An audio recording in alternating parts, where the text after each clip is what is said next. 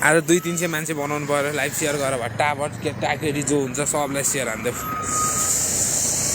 मैले एयरपोर्ट पनि ल्याएन नत्र जोइन हानिदिन्थेँ जोइन हान्नु मिलेन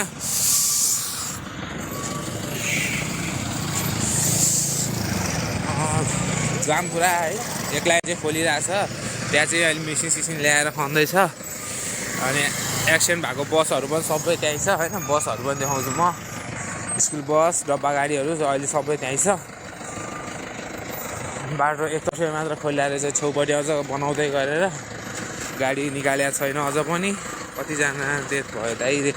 2जना डेथ यहीँ अन द स्पोट डेथ 2जना भयो अनि ड्राइभरलाई चाहिँ भेन्टिलेसनमा हाल्यो भनेको थियो अहिलेसम्म त्यो चाहिँ त्यसको चाहिँ खबर आइसकेको छैन अनि हाल अहिलेसम्म 70 जना चाहिँ घाइते भनेर राखेको छ अरे त्यति चाहिँ थाहा पाइएको छ त्योभन्दा अरू चाहिँ थाहा छैन आजको अपडेट चाहिँ अहिलेसम्म थाहा भइसकेको छैन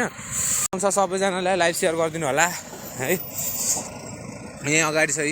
एउटा बस चाहिँ अर्को एउटा ब्लू कलरको बस थियो सायद त्यसको चाहिँ साइडको त्यो पाता मात्र घिसिया थियो त्यो चाहिँ गयो जस्तो छ होइन कसरी एक्सिडेन्ट भयो भन्ने पनि मैले भिडियो हालेको छु सिसिटिभी फुटेज त्यो पनि हेर्नुहोस् लाइक कमेन्ट गर्नुहोस् है सक्नुहुन्छ तलतिर लाइन जाम छ मेसिनले अझ बाटो बनाउँदैछ बाटो राम्रोसँग अझ खोलिसकेको छैन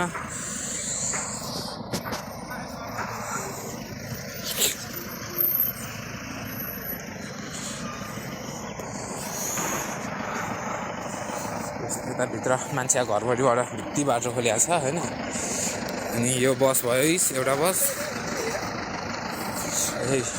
यो बस चाहिँ ठोकेको भयो होइन सिसा सब ढ्याङ ब्लुङ छ यसमा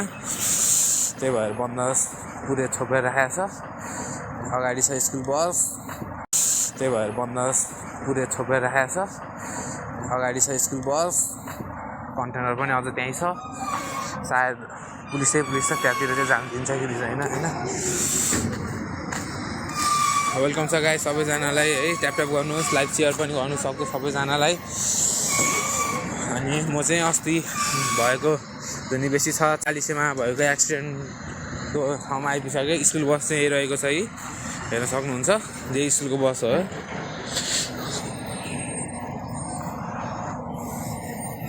यो स्कुलको बस चाहिँ रोडको बिचमै पल्टेको थियो होइन वेलकम छ गाइस सबजनालाई ट्याप गरौँ लाइभ सेयर पनि गर्नुहोस् है हेर्न सक्नुहुन्छ है बाटो बनाउँदैछ मेन एक्सिडेन्ट गर्ने गाडी चाहिँ यो सेतो खालीको डब्बा गाडी हो होइन